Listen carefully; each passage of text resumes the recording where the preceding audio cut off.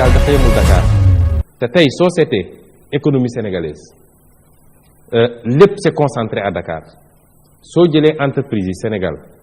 li ñuy wax les petites entreprises mooy ñi nga xam ne seen chiffre d'affaires diggante 100 millions ba 500 millions la 65% yi ñi ngi Ndakaaru boo jëlee li ñuy wax les moyennes entreprises diggante 500 millions ba 2 milliards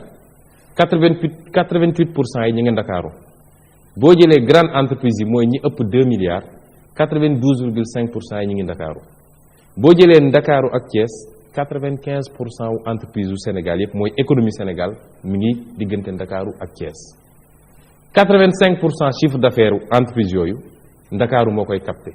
yeneen 13 régions yi ñooy séddoo 25%. ba tax soo jëlee ay régions yu mel ni Ziguinchor wala Kédougou wala Kolda amuñu 1% li ñu am ci chiffre d'affaires boobu matul 1%. léegi réew moomu noo ko mën a développer nga dellu si jël pauvreté Sénégal mais taux de pauvreté bi c'est extraordinaire ni mu toll Sénégal et avec des pics soo demee fu mel ni Kolda mooy fi taux de pauvreté gën a kawe avec 76,7%. ay Ziguinchor topp ci Kédougou Fatick taux de pauvreté bu extraordinaire kon dafa jot ñu xam ni Sénégal yemul Ndakaaru te suñu bëggee développer Sénégal il faut ñu sédd li nekk ci biir réew mi ci cadre boobu laa ne su dee PUDC ak PUMA loolu moo leen tax a jóg xalaat bu rafet la waaye damay ragal mu doon naxe mbaay ci population yi parce que PUDC ba mu daj 300 milliards lañ ci def nga jël 52 kilomètres de train express régional nga def ci 1200 milliards xam nga foofu problème la 13 régions Sénégal yëpp PUDC daf leen concerné nga dajal leen ne 300 milliards te boobu temps benn infrastructure bi gën a ndaw boo def fii Ndakaaru mat na juróomi yoon la nga bëgg a def foofu kon lu ñu war a renforcer la waaye dañu war a am sax des programmes li statistiques yi ma la jox léegi du lu ma créé de seeni agence ñoom soo demee ci ANSD recensement général des entreprises soo demee ci DPE soo demee ci seeni agence ñoom ñooy génne chiffres yi ma joxe du lu ma créé kon état bi dafa waroon a créer même de grands pôles au niveau de à l'intérieur du pays au moins ñeent ba juróomi pôle yu am doole pour mun a suqali biir réew mi pour mun a téye population yi foofu ñu nekk parce que suñu nee Dakar egg na 4 millions de personnes presque mais nit ñi fu ñu jógee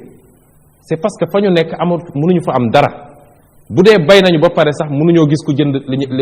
la ñuy bay mooy li xew actuellement ci campagne agricole bi mais les gens vont venir vers Dakar li ñuy def tuuti na trop par rapport ak la situation le niveau de pauvreté ak le niveau de manque d'infrastructure et industrielle comme infrastructure muy ci wàllu école wala wàllu tali wala leen ak leen lu ñu fa waroon def ëpp na loolu foofu ñoom suñu buggee yéen léeg-léeg suñu buggee wax dañ naan ñoom critique rek lañ fi nekkee te amuñu programme aka ñoo am programme dinañ leen dévoiler suñu programme te suñ ko génnee ngir yàlla yéen journalistes yi jël leen ko ngeen comparer ko ak beneen programme dinañ teg suñu programme parce que ci démocratie dafa am un moment pour tout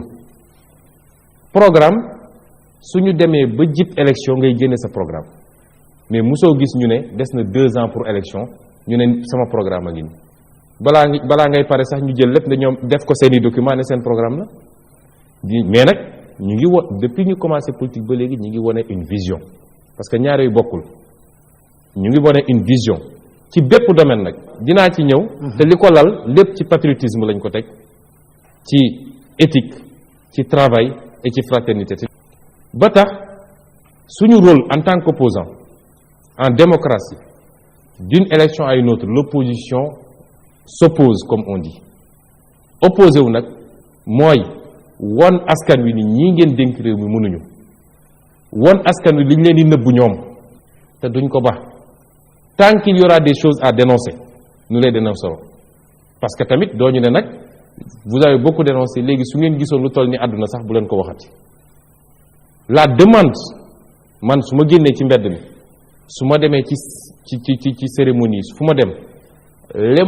li ëpp ci askan wi liñ ma nawee mooy jàpp nañ ni dama leen toogal sama action day permettre ñu xam lu ñu xamuloon loolu duñ ko ba mooy réew mi fi mu toll nii foo laal c'est-à-dire liñ doon bañ ci Ablaye Wade multiplier ko par 10 ci Macky Sall moo xam ci suuf si moo xam ci suuf si moo xam ci ressources naturelles yi moo xam ci marché public yi gis ngeen bari foo laal lañ doon bañal ñële soo jëlee ci wàllu suuf si Macky Sall moo fi noonu bu ma ñëwee scandale foncier jeex taxaw fii ci aéroport ne bu ngeen ma fale li ngeen gis li yëpp te ñu def fi ay nis dinaa def li dinaa def li ma bëgg wax Sénégal yi mooy tey la waalo gën a ay te parce que société ñoom critique yëpp mooy dénoncer lañ fi nekkee ak ñi ngi ci réseaux sociaux yi suñu nekk ci réseaux sociaux yi dafa mel ni am na lu mu leen lu mu wàññi ci ñoom dinañu continuer suñuy jeunes suñuy cadre dinañ nekk ci réseaux sociaux yi parce que c'est un moyen de communication suñu mënul gagner combat boobu ñoom nañu toog le problème du Sénégal moo tax la notion de patriotisme dafa fondamental les gens confondent patriotisme ak nationalisme mais sama bopp la gënal tekkiwul ni bañ naa la am réew bu mënul compter d'abord ci boppam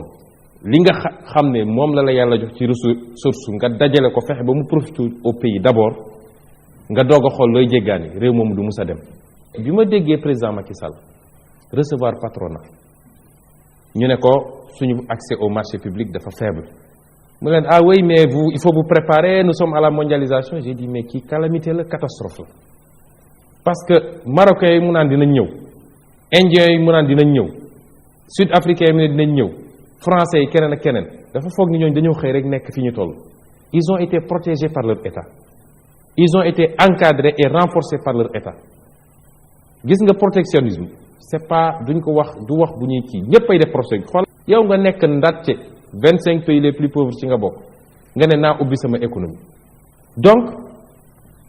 ñàkk vision ak ñàkk bëgg sa réew bi xew fii te muy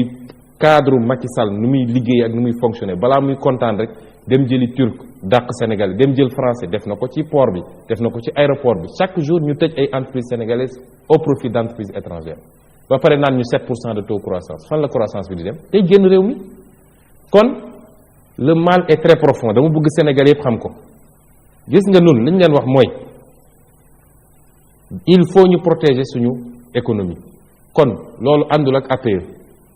accord de partenariat économique loolu àndul ak franc CFA loolu àndul ak jël li ëpp ci say marché jox ko ay étranger te boobu jamono ci segment yooyu am na ay sénégalais yu ko mën a def soo leen encadré woon pour seen tuuti entreprise yi soo leen di laaj seeni problème ñett lañ lay wax accès au crédit fiscalité bi ak manque d'encadrement de la part de l'État mooy ñett yi gën a ñëw accès au crédit état nee na andi na ay boîtes yoo xam ne loolu la ñuy def FONGIP FONSIS mais enquête yi wane na ni il y a moins de 5% des entreprises qui connaissent le FONGIS et le FONSIS moins de 5% te soo jëlee ci moins de 5% yu 1,7% ñoo ci liggéey ak ñooñu ça veut dire que état bi lajj na ci politique financement des entreprises foofu la problème yi nekk premier problème mooy problème financement deuxième problème mooy nga protéger des filières clés man mënuma concevoir tey ñu ne mënu suñu am jën Sénégal ba suñuy pêcheurs di dem ñu leen di rey en Mauritanie te jamono jooju ñi ngi autoriser ay bateau usines ñu ñëw jël suñu jën du ñu débarquer sax sur nos côtes amatuñu ay usines de pêche donc loolu ñàkk gis-gis la ak ñàkk xam ban chemin la ñuy jaar pour développer am réew